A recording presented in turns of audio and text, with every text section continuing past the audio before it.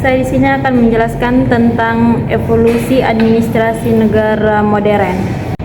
Dilihat dari latar belakang sejarahnya, administrasi negara memang sudah tua. Akan tetapi administrasi negara yang modern baru lahir pada akhir abad ke-19 atau abad ke-20. Pasteur mengajukan satu priorisasi yang terdiri dari pendekatan satu institusional, struktural, behavisial dalam bukunya yang berjudul Modern Public Administration, menawarkan 3 periode, yaitu periode awal, periode sesudah Perang Dunia Ketiga, administrasi negara baru, yang memberikan periodisasi terdiri dari satu pendekatan tradisional, pendekatan behavioral, pendekatan divisional, dan 4 pendekatan pendekatan tradisional, studi administrasi negara yang menekankan pada aspek tradisional dipengaruhi oleh 3 hal, yaitu 1. Ilmu induk studi mengenai organisasi administrasi pada akhir secara historis berkaitan dengan bidang-bidang yang telah menjadi ladang garapan studi akademik pada awal tahun 1900. Tumbuh hendak untuk mempertimbangkan angkatan administrasi negara sebagai satu studi yang terdiri 2. Pandangan rasional mengenai administrasi menekankan pentingnya pengembangan prinsip-prinsip administrasi yang memiliki kemudahan penerapan universal. Salah satu pelopor administrasi negara adalah Woodrow Wilson dalam artikel yang berjudul The Student of Public Administration yang terdiri tahun 1886, berusaha berkembangkan iklan tradisional administrasi kepada rakyat Amerika. B. Pendekatan behavioral. Pendekatan behavioral dalam administrasi negara dapat didekati dengan 2 cara. Pertama, dengan menerima paham bahwa behavioralisme muncul sebagai arti ilmiah administrasi negara dapat ditingkatkan. 3. Gerakan manajemen ilmiah. Seorang insinyur muda yang bernama Robert Winslow Toller mempelopori timbulnya gerakan manajemen ilmiah pada tahun 1900-an. C. Pendekatan pembuatan keputusan. Pendekatan pembuatan keputusan dalam administrasi negara membandingkan organisasi agar berbeda baik dengan pandangan tradisional maupun behavioral manajemen. Banyak hal dari kedua pandangan itu. D. Pendekatan ekologis. Pendekatan ekologis dalam administrasi negara membahas hubungan organisasi antara lingkungan eksternal dan internal, serta kekuatan yang mendekatkan ke perubahan intervention. Saya akan menjelaskan materi selanjutnya, yaitu materi karakteristik dan identifikasi administrasi negara. Menurut Ekaiden, karakteristik atau kekhususan dari administrasi negara ada 6, antara lain: yang pertama, kehadiran administrasi negara tak bisa dihindari. Yang kedua, administrasi negara mengharapkan kepatuhan. Yang ketiga, administrasi negara mempunyai prioritas. Yang keempat, administrasi negara mempunyai kekecualian. Yang kelima, manajemen puncak administrasi negara adalah politik. Yang keenam atau yang terakhir, penampilan administrasi negara sulit diukur.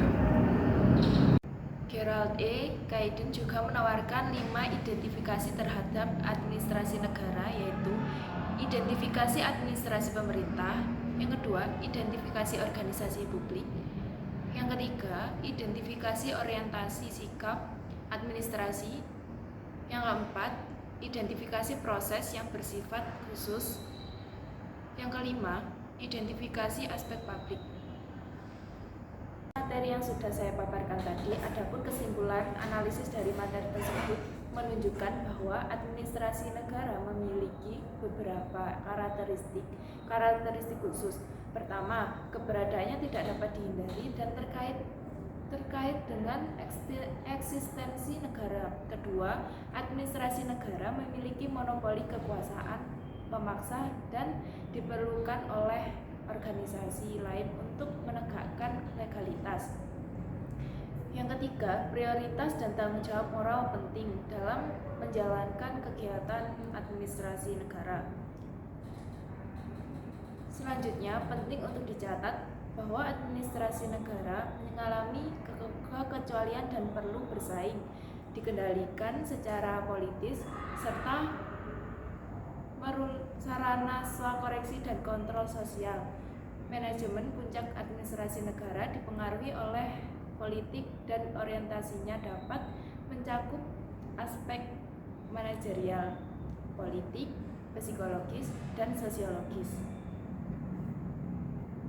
Di sini saya akan melanjutkan menjelaskan materi tentang paradigma.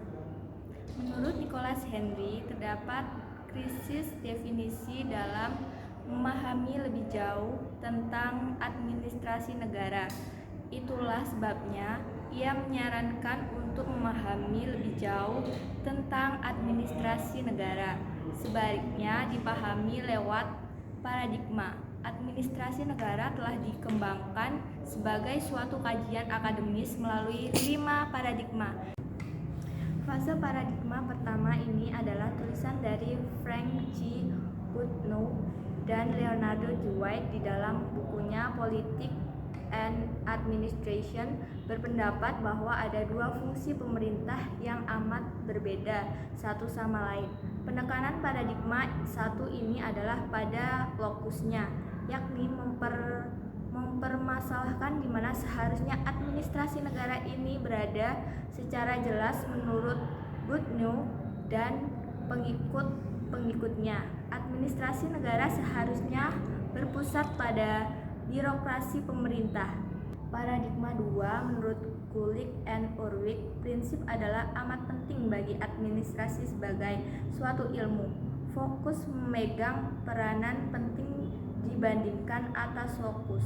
Prinsip administrasi yang terkenal dari Luther, Gulick, dan Urwin adalah singkatan POSDCORP, Planning, Organizing, Staffing, Directing, Coordinating, Reporting, Budgeting. Walaupun sebagian besar orang menanamkan masa-masa ini adalah masa ortodok kesiangan bagi administrasi negara, akan tetapi inilah ciri yang bisa diteliti dari paradigma kedua.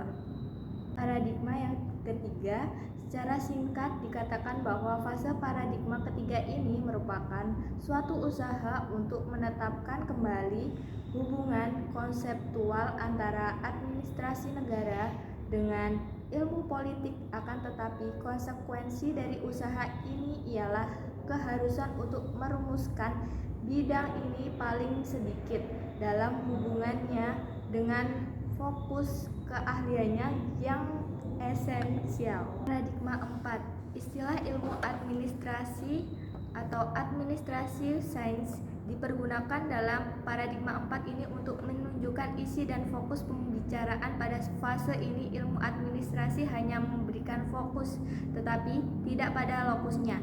Ia menawarkan teknik-teknik yang canggih dan memerlukan keahlian dan spesialisasi sebagaimana yang dibahas dalam paradigma 2. di muka. Administrasi adalah administrasi dimanapun ia dapat dijumpai, fokus lebih utama daripada lokusnya.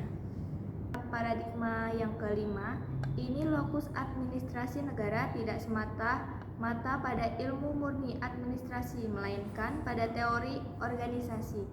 Fokus administrasi negara adalah teori organisasi praktika dalam analisis public policy dan teknik-teknik administrasi dan manajemen yang sudah maju.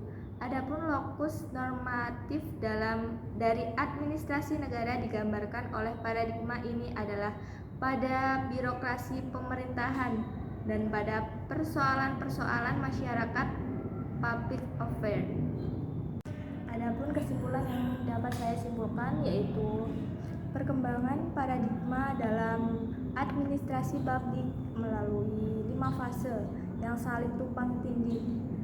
Paradigma pertama menekankan pada dikotomi politik administrasi dengan fokus pada birokrasi pemerintah.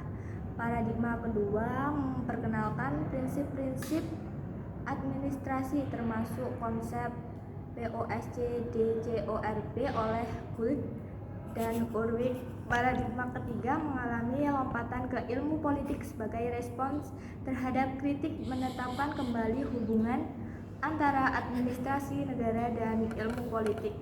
Paradigma keempat menyatakan administrasi negara sebagai ilmu administrasi menawarkan teknik canggih tanpa menentukan lokusnya secara khusus. Paradigma kelima menekankan pada teori organisasi kebijaksanaan, politik, ekonomi, dan analisis kebijakan publik dengan lokus normatif pada birokrasi, pemerintahan, dan persoalan masyarakat. Sekian yang dapat kami presentasikan. Apabila ada kurang lebihnya